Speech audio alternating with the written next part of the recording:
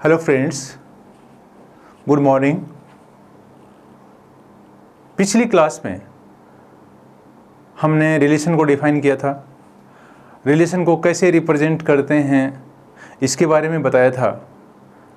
आज हम आगे एक और मेथड जिससे अपन रिलेशन को रिप्रेजेंट कर सकते हैं उसके बारे में चर्चा करेंगे। पहले तो जो थर्ड मेथड है, जो फर्स्ट मेथड आपका हो गया था रोस्टर फॉर्म, सेकंड हो गया था आपका सेट बिल्डर फॉर्म, और थर्ड है वो मेथड है आपका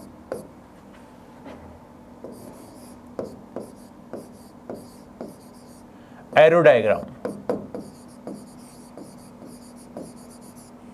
एरो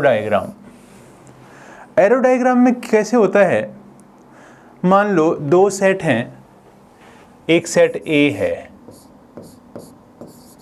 आपका सेट ए है वो है 5, 6, 7, 8, ये आपका सेट ए है। एक दूसरा सेट बी है,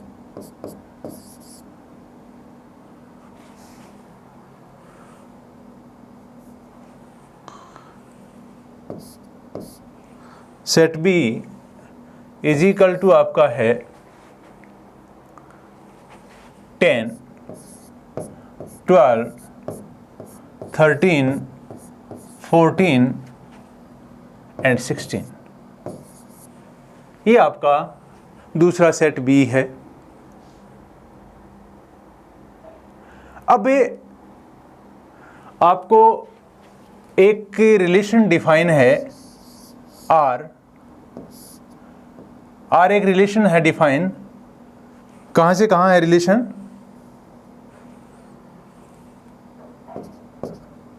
इस सेट ए से सेट बी में a relation R defined from set A to set A B. और कैसे डिफाइंड है? R is equal to x y such that x divides y. मैंने सेट बिल्डर फॉर्म में लिखा है इसको। ये रिलेशन डिफाइन है from set A to set B. तो आप इसका एरो डायग्राम कैसे बनाएंगे? देखो,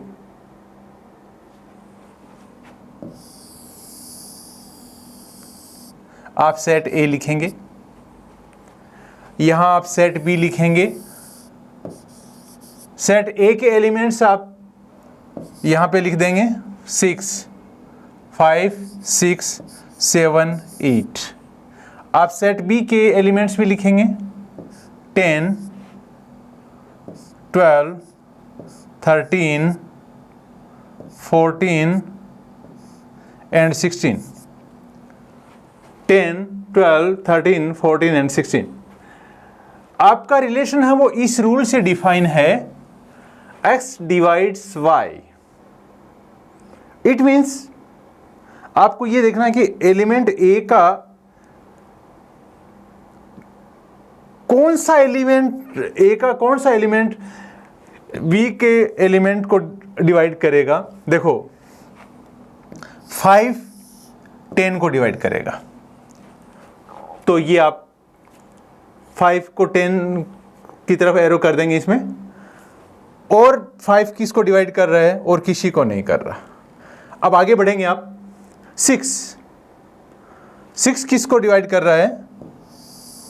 6 12 को डिवाइड कर रहा है, तो आप ये कर देंगे, 6 को 12 से ज्वाइन कर देंगे। आपका 7 है वो 14 को डिवाइड कर रहा है, और आपका 8 है वो 16 को डिवाइड कर रहा है। तो ये होगा आपके सामने जो ये पिक्चर बनी है, this is called arrow diagram. This is called arrow diagram of this one. अब देखो आपके सामने ये सेट बिल्डर फॉर्म है, ये एरो डायग्राम है। अब मैं इसको रोस्टर फॉर्म में लिखूं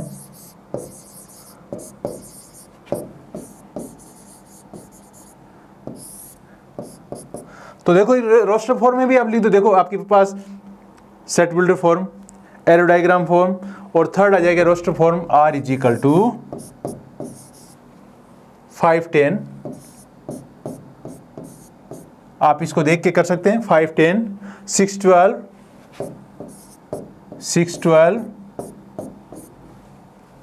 7 14 एंड 8 16। तो आपके सामने सेट बिल्डर फॉर्म भी आ गई, आपके सामने एरोडायग्राम भी आ गया, और आपके सामने रोस्टर फॉर्म भी आ गई। तो तीनों आ गए। तो ये आपका हो गया एरोडायग्राम। अब इसमें एक चीज और डिफाइन करेंगे अपन, वो क्या करेंगे, ये जो रिलेशन है इसमें डोमेन क्या होगा रिलेशन का, और रिलेशन की रेंज क्या होगी, ये भी अपने को डिफाइन करना है। देखो अब आप इसमें आगे चलेंगे। अपन ने पिछले जो एग्जांपल है अपना वो है 5 6 7 8 ए सेट में, और इस सेट में बी सेट में है 10 12 13 14 16 ये है। तो अपने को पहले क्या है, domain of a relation R. Domain of relation R.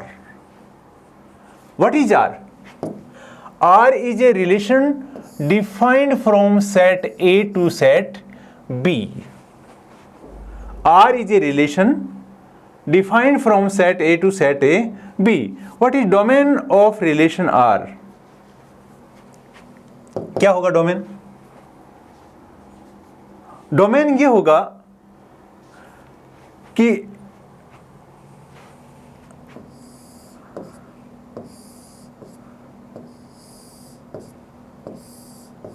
ये आपका एरोडायग्राम है, इसमें जो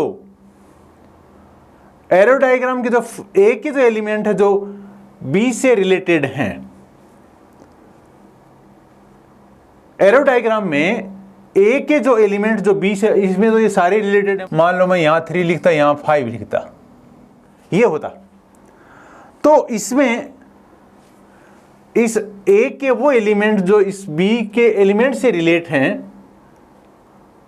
ए के एलिमेंट जो बी से रिलेटेड हैं, that elements of A is called domain of a relation R from set A to set A B. आप इसको दूसरे रूप में अगर लिखना चाहें ऑर्डर्ड पेयर में, तो आर इज इक्वल टू आप लिखेंगे क्या, 5 10 6 12 7 14 8 16 ये होगा। ये आपका ये ऑर्डर्ड पेयर के हिसाब से डेफिनेशन दें आप इसकी, तो आप देखो कैसे देंगे।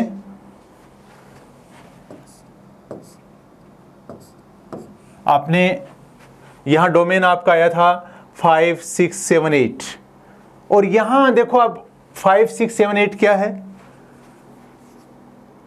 First elements of a ordered pair of relation R. तो आपकी इसकी डेफिनेशन आप क्या दोगे, set of all first elements, देखो first elements of a ordered pair in a relation R is called domain of a relation R. Relation R क्या है? ए से बी में जो डिफाइन किया हुआ है वो। तो इसके जो फर्स्ट एलिमेंट्स हैं, इस ऑर्डर्ड पेयर के, जो रिलेशन आर में जो ऑर्डर्ड पेयर हैं, इनके फर्स्ट एलिमेंट्स हैं वो आपके डोमेन ऑफ आर होंगे। तो आप लिखोगे domain of R is equal to 5, 6, 7 and 8. Next,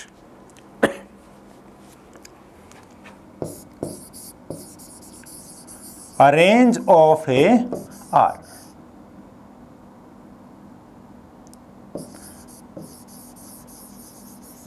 A range of relation R.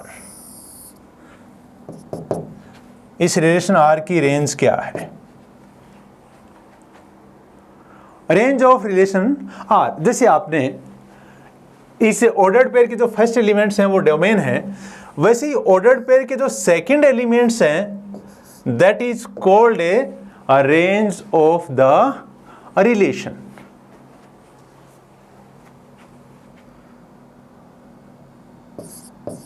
Set of all second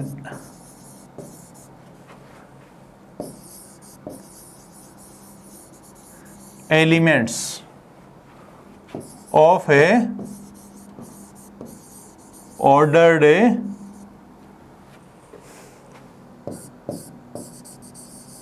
pairs in R, relation R इन, मैंने रिलेशन नहीं लिखा यहाँ, R है, R का मेरा रिलेशन है, इन R is a called range of a R, range of relation R। अब देखो रेंज ऑफ रिलेशन R क्या लिखोगे आप? Range of A R is equal to क्या क्या है? 10, 12, 14, 16, 10, 12, 14 and 16. That is called a range of this relation. इसके बाद आपका डोमेन आ गया रिलेशन का, आपका रिलेशन ए से बी में डिफाइन है, आपकी रेंज आ गई रिलेशन की। उसके बाद एक होता है codomain.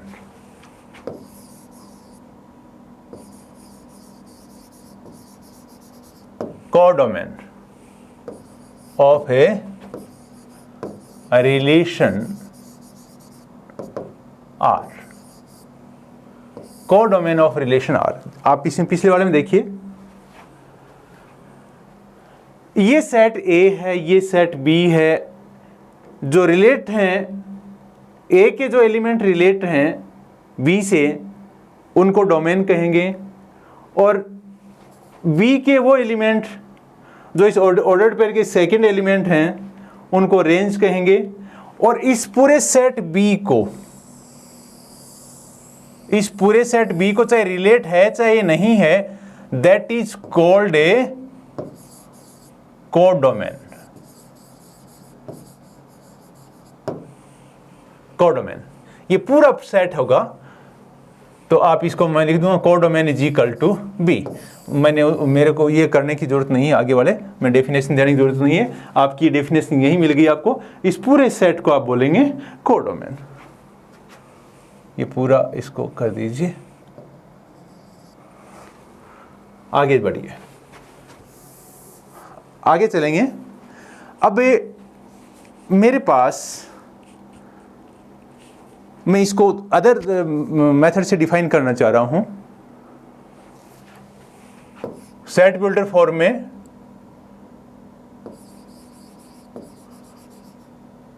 Domain of R is equal to A such that AB belongs to R। ये आपकी जो डेफिनेशन है सेट बिल्डर फॉर्म डोमेन की, ये सेट बिल्डर फॉर्म में है। अगर AB R से रिलेट है, AB R का एलिमेंट है, मतलब A R से AB से रिलेट है, तो इसका जो फर्स्ट एलिमेंट होगा दैट इज कॉल्ड डोमेन। ऐसे ही मैं रेंज को भी लिखूंगा, range of R is equal to B such that AB belongs to R। कहने का मतलब जो मैंने डेफिनेशन दी थी, ऑर्डर्ड पेयर का जो सेकंड एलिमेंट होगा B, that is called range, that is range of the relation. तो आपका ये B होगा, ये अगर AB इसका R का एलिमेंट है तो B होगा, वो रेंज होगी इसकी, B के जो सेट होंगे वो सारे के सारे। आगे बढ़िए। इसके बाद अपन ने कुछ पर्टिकुलर केस लेते हैं।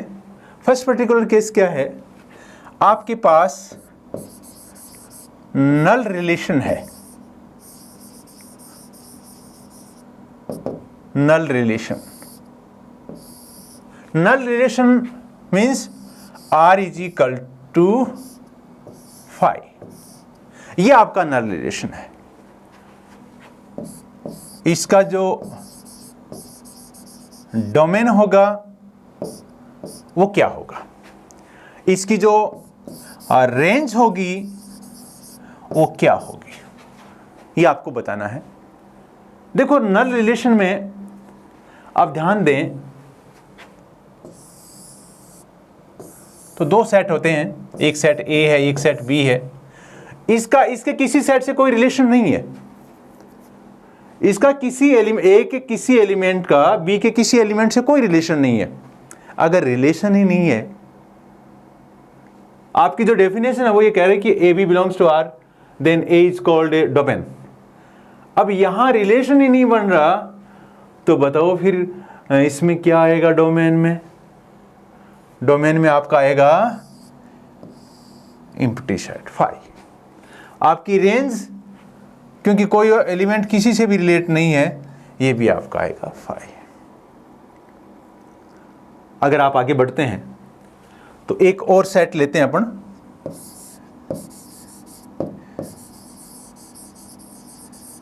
Universal set.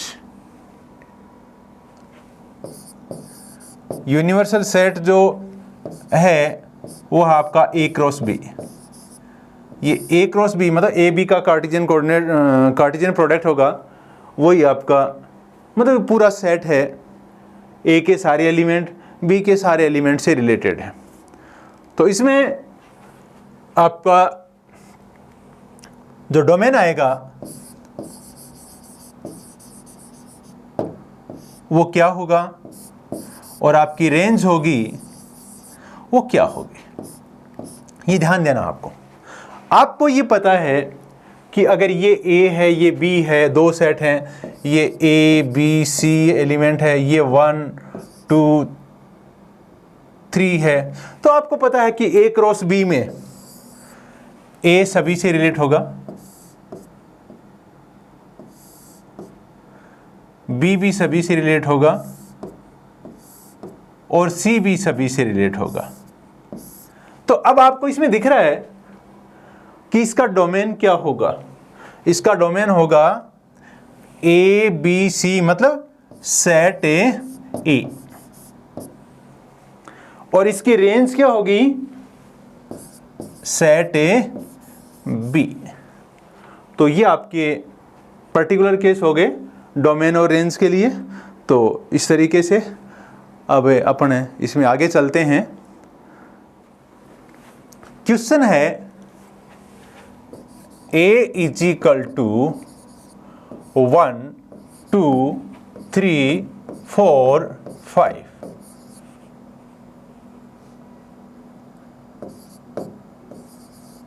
ये A इज इक्वल टू है 1 2 3 4 5। आपका सेट B है, सेट B है 4 6 7 9 4 6 7 9 11। ये आपका सेट B है। एक रिलेशन R, रिलेशन R कहां से कहां डिफाइन है? इस सेट A से सेट B में डिफाइन है। और कैसे डिफाइन है? R is equal to AB such that A divides B, A divides B। अब देखिए आप इसमें A divides B, तो रिलेशन क्या होगा? देखो आपका कंडीशन बता दी इसने, ये रूल है, जिस रूल के अकॉर्डिंग आपका सेट A है वो सेट आपका रिलेशन R है वो सेट A से सेट B में है। अब relation R is equal to, मैं अगर इसको टेबुलर फॉर्म में लिखना चाहूं या आप कहें कि रोस्टर फॉर्म में लिखना चाहूं, तो देखो मैं क्या करूंगा, इस फर्स्ट को लूंगा, 1 को लूंगा पहले। A divides B, A is element of A and B is element of B। 1 किस किस को डिवाइड करेगा? 1 4 को भी डिवाइड करेगा, 1 6 को भी डिवाइड करेगा, 1 7 को भी डिवाइड करेगा, 1 9 को भी डिवाइड करेगा एंड 1 11 को भी डिवाइड करेगा, 11 को भी डिवाइड करेगा। 1 का तो हो गया, 1 4 को 6 को 7 को, मतलब ये 1 है, ये इसमें से किस किस को डिवाइड करेगा वो आपको इसको रिलेट करना है। नेक्स्ट 2 को लेंगे, 2 4 को डिवाइड करेगा, 2 है वो 6 को भी डिवाइड करेगा, 2 और किसी को भी डिवाइड नहीं करेगा। फिर 3 की बारी आएगी, ये 3 है, ये 6 को डिवाइड करेगा और ये 3 है, ये 9 को भी डिवाइड करेगा। 3 और किसी को डिवाइड नहीं करेगा। 4 है वो 4 ये 4 है, ये इस 4 को डिवाइड करेगा और किसी को डिवाइड नहीं करेगा। और 5 है का कोई मल्टीपल उसमें नहीं है, तो ये आपका रिलेशन R हो गया from set A to set B। अब देखो इसमें आपसे कोई पूछे कि डोमेन ऑफ R, आप देख लेंगे 1 2 3 4, 1 2 3 4, और आपका range of R is equal to 4 6 7 9 11। आगे ये दोबारा रिपीट हो रहे हैं, 4 6 ये दोबारा रिपीट हो रहे हैं, तो 4 6 7 9 11, तो ये आपकी इसकी रेंज आ गई। और इसका अगर कोडोमेन की बात करें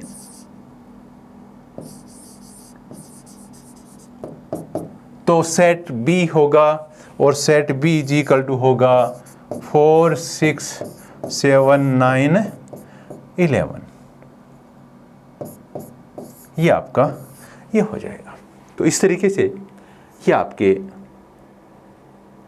कोडोमेन, रेंज और डोमेन की बात है।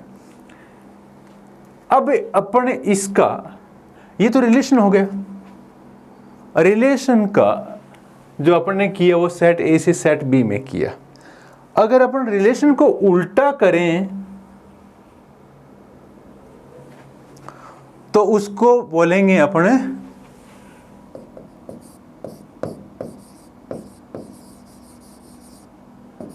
Of a R, inverse of a R.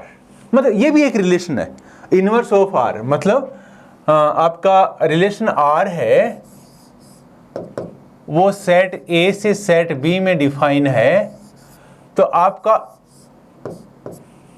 Inverse of are को मैं आर इनवर्स लिख रहा हूं, ये होगा, ये आपका सेट बी से सेट ए में डिफाइन होगा। वो कैसे, मैं एक एग्जांपल से आपको बताना चाह रहा हूं इसको। A इज इक्वल टू आपका है 1 2 3, B इज इक्वल टू आपका 3 5। ये दो सेट हैं आपके पास दो सेट हैं। इसमें रिलेशन R ऐसे डिफाइंड है, R is equal to AB such that A is less than B, A is less than B। ये आपकी टेबुलर फॉर्म, सॉरी, इसमें सेट बिल्डर फॉर्म में दिया हुआ है आप ये रिलेशन। आप इसको देखो,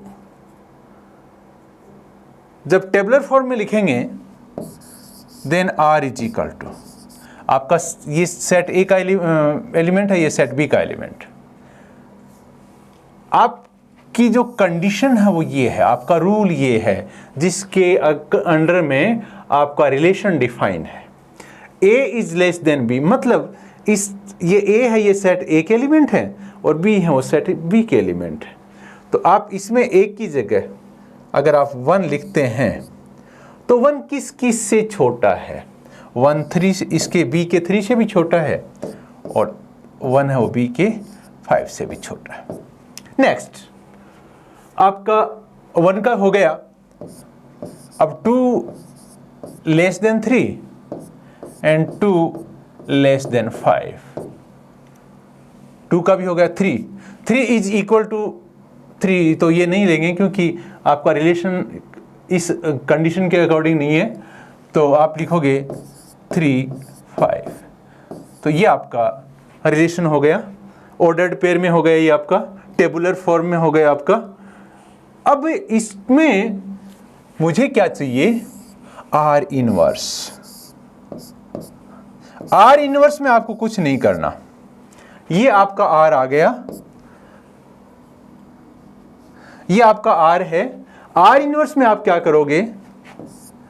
जो ऑर्डर्ड पेयर है इसके सेकंड एलिमेंट को फर्स्ट एलिमेंट बना दोगे और फर्स्ट एलिमेंट को सेकंड एलिमेंट बना दोगे। कैसे? इसका फर्स्ट एलिमेंट 1 है, सेकंड एलिमेंट 3 है, तो 3 को फर्स्ट एलिमेंट, 1 को सेकंड एलिमेंट। ऐसे इसमें ऐसे इसमें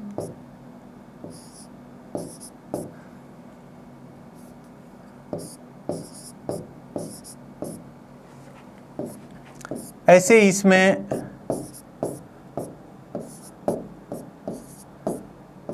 तो इस तरीके से ये होगा, ये आपका इनवर्स ऑफ आर होगा, इसका इनवर्स फंक्शन होगा। ये फंक्शन ए से रिलेशन, ये आपका रिलेशन है वो ए से बी में डिफाइन है, और ये रिलेशन है ये बी से ए में डिफाइन है। आप इसकी जनरल डेफिनेशन दोगे तो वो देखो कैसे दोगे। आर इनवर्स क्या है? देखो, आर इनवर्स में आप पहले रिलेशन की डेफिनेशन देंगे जो ए से बी में डिफाइन है। If a relation R define from set A into set B, then R inverse is defined and denoted by, मैं पूरी लिख देता हूं इसको।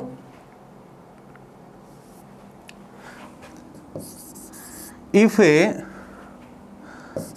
R is a a relation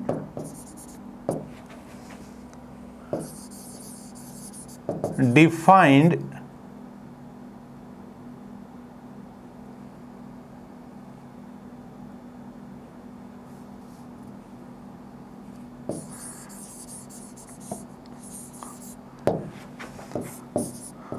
from set A into set B, then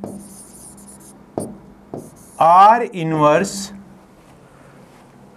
is defined and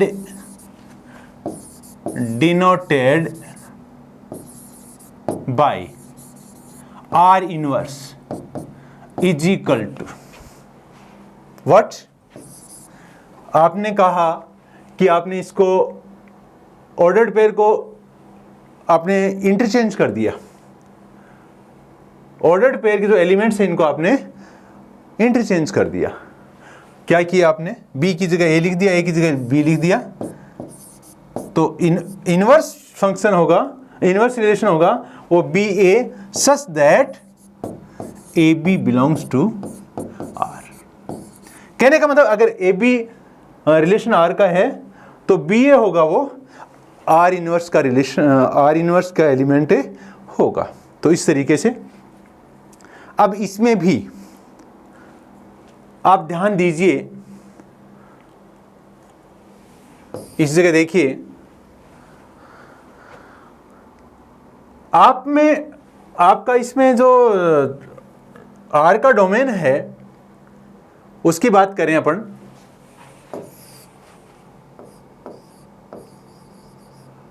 domain of are,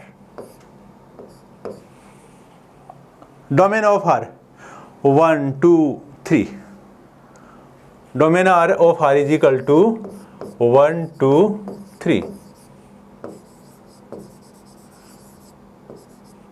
range of R is equal to 3 5 3 5, तो ये हो जाएगा 3 5, ये इसकी रेंज हो गई। मैं अब इसके इनवर्स के डोमेन की बात करूंगा, आर इनवर्स के डोमेन की बात करूंगा। आर इनवर्स का डोमेन देखिए 3 5 3 5 5, तो आर इनवर्स का डोमेन हो जाएगा 3 5 और रेंज आर इनवर्स की जो रेंज होगी वो देखो क्या होगी 1 1 2 2 3। आप इनको चारों को देखिए, आपको कुछ समझ में आ रहा है? Domain of R is equal to range of R inverse, एक दूसरे के इक्वल है क्या? तो आप लिख सकते हो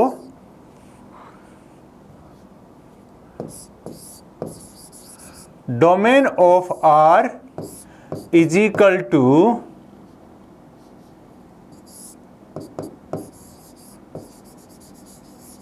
range of a R inverse. दूसरा, range of R is equal to domain of R inverse.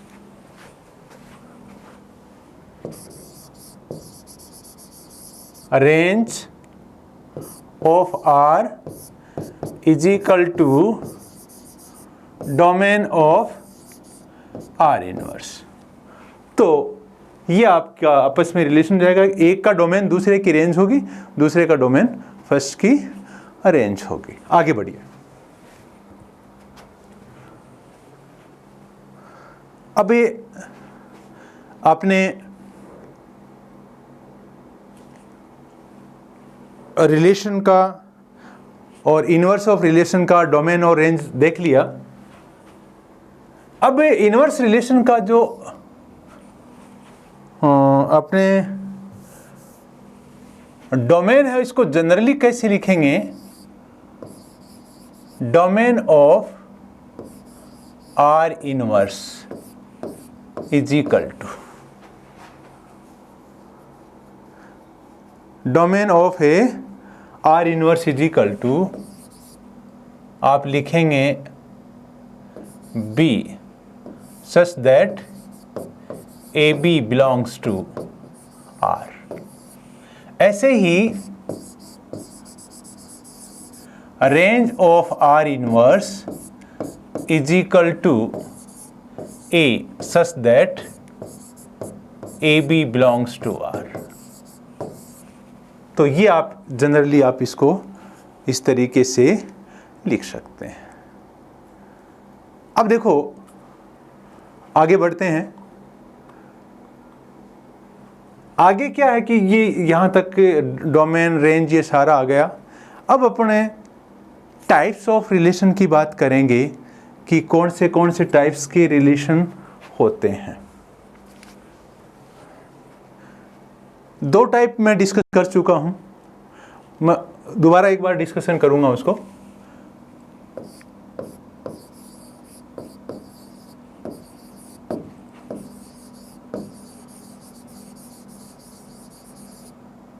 Types of relations. First type है वो है null relation. Null relation, null relation. दूसरा टाइप है वो है यूनिवर्सल रिलेशन। तीसरा टाइप है वो है identity relation. Identity relation upon one by one इसको डिस्कशन करेंगे। नल रिलेशन के बारे में आपको बता दिया है, अब मैं एक बार फिर बता रहा हूं।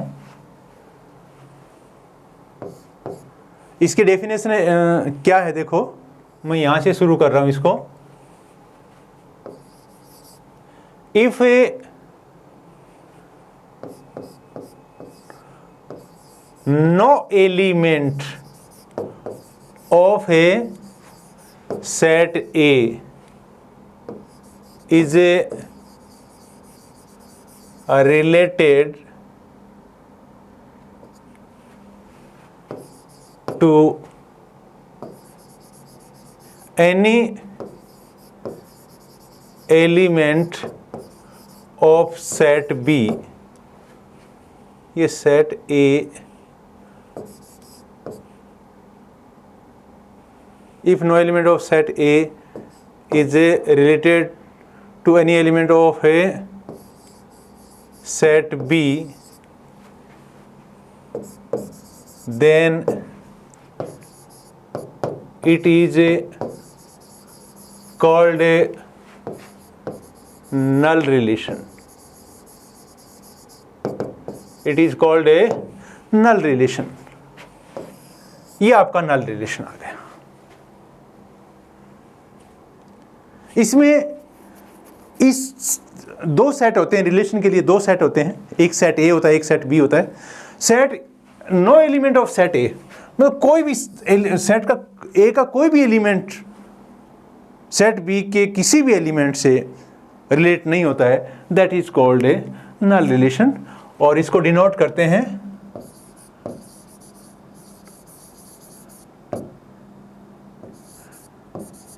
डिनोटेड बाय, इसको इस तरीके से लिखते हैं। दूसरा है आपका यूनिवर्सल सेट।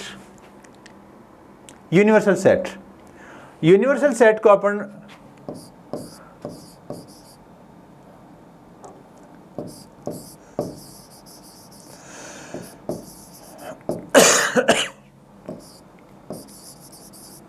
ए क्रॉस बी से डिनोट करेंगे, मतलब ए और बी का जो कार्टेशियन प्रोडक्ट होगा उसके जो सारे के सारे एलिमेंट होंगे, that is called universal set.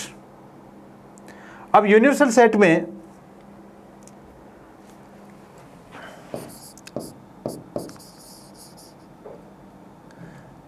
every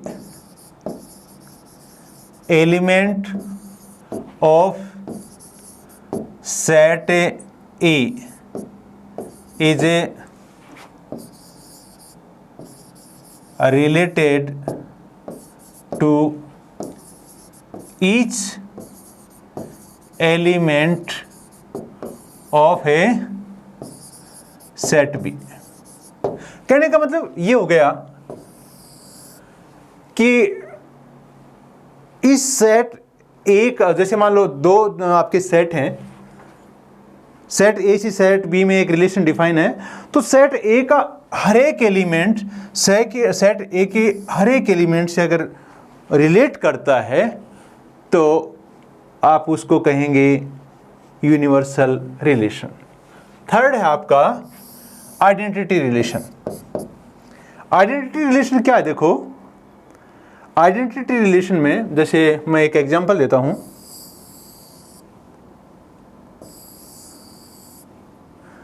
ये भी सेट ए है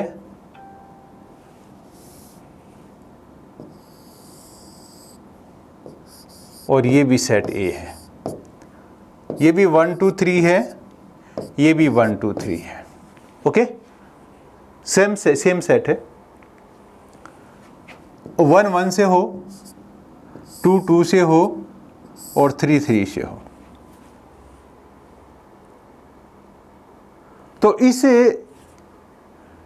रिलेशन को बोलेंगे अपन, जो रिलेशन यहां डिफाइन हो रहा है 1 का 1 के साथ, 2 का 2 के साथ, 3 का 3 के साथ, that is called identity relation. इसको आप डिफाइन कैसे करेंगे?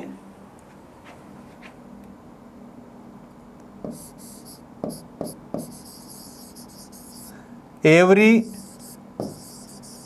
element of a set A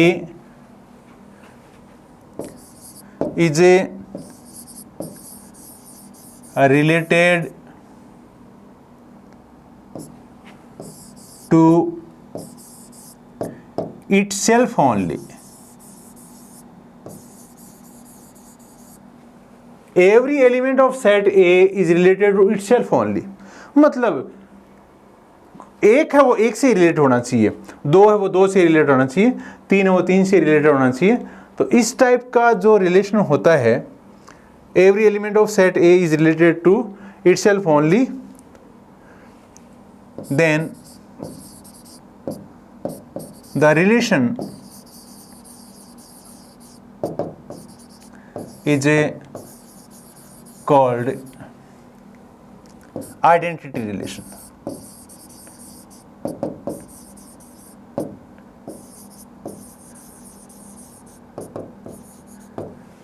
लेकिन ऐसा नहीं कि आपका एक 1 1 से रिलेटेड है, 1 2 से भी हो जाए। अगर 1 2 से हो गया तो आइडेंटिटी रिलेशन नहीं होगा। ये स्ट्रिक्ट कंडीशन है कि every element of set A is related to itself only. केवल खुद से रिलेट होना चाहिए, दूसरे से रिलेट नहीं होना चाहिए। अगर दूसरे से रिलेट हो जाएगा तो आपका आइडेंटिटी रिलेशन नहीं रहेगा। मान लो मेरे पास एक एलिमेंट और है, इसमें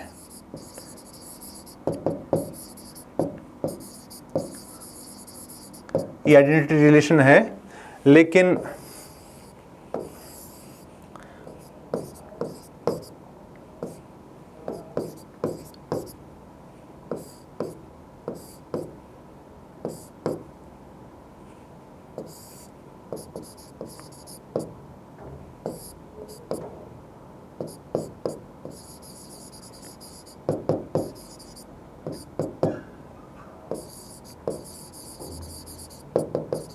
ये आइडेंटिटी रिलेशन नहीं है। नीचे वाला आइडेंटिटी रिलेशन है लेकिन ऊपर वाला आइडेंटिटी रिलेशन नहीं है, क्योंकि